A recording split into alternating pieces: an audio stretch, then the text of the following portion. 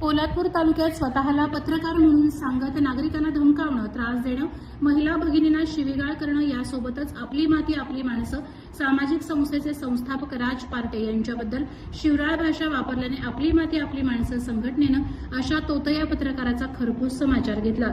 संबंधित व्यक्तीनं संघटनेबद्दल, समाजातील ज्येष्ठ नेत्यांबद्दल, पत्रकारांबद्दलही अयोग्य आणि अवमानकारक वक्तव्य केल्याचा व्हिडिओ सोशल मीडियावर व्हायरल झाल्याने या तोतया पत्रकाराला आपली माती आपली माणसं सामाजिक संघटनेनं चांगलाच धडा शिकवला। प्रदीप मेस्त्री ही व्यक्ती पोलादपूर तालुक्यात स्वतःला पत्रकार म्हणून सांगत नागरिकांवर दबाव टाकत असल्याच्या तक्रारी संघटनेकडे प्राप्त झाल्या होत्या। या पार्श्वभूमीवर संस्थेचे संस्थापक राज पार्टे यांच्या मार्गदर्शनाखाली ग्रामीण कमिटीच्या पदाधिकाऱ्यांनी संबंधित व्यक्तीस समजदेत जाब विचारला। संघटनेच्या पदाधिकाऱ्यांनी कडक शब्दात इशारा देत अशा प्रकारचे कृत्य पुन्हा केल्यास संघटनेच्या वतीनं अधिक कठोर भूमिका घेतली जाईल असं स्पष्ट केलं।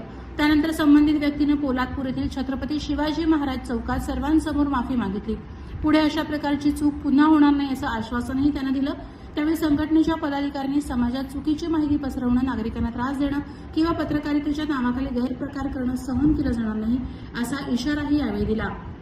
पत्रकारिता हा लोकशाहीचा चौथा स्तंभ म्हणून ओळखला जातो।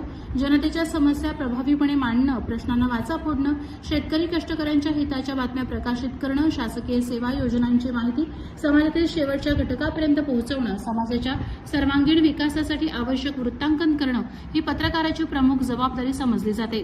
मात्र अलीकडेच एखाद्या युट्यूब वाहिनीचे किंवा वेब पोर्टलचे ओळखपत्र मिळवून छोट्या व्यावसायिकांना धमकावणं, समाजातील प्रतिष्ठित व्यक्तिमत्वाबद्दल गरळ ओकून स्वतःला मी कोणीतरी थोर असल्याचं भासवण्यात काही हौशी पत्रकार जास्त प्रयत्न करतात। ओळखपत्रापुरते मर्यादित असणाऱ्या पत्रकारांना समाजानं आळा न घालण्यास त्यांची हिंमत वाढते। पत्रकारितेची चौकट माहीत नसल्याने मग भोळ्या जनतेला लुबाडण्याचे, धमक्या देण्याचे काम हे बहादर करतात। यामुळे या ओळखपत्र आयडी बहादर पत्रकारांना प्रशासनानं देखील दूर ठेवणं गरजेचं असल्याचं जनमानसात बोललं जात आहे।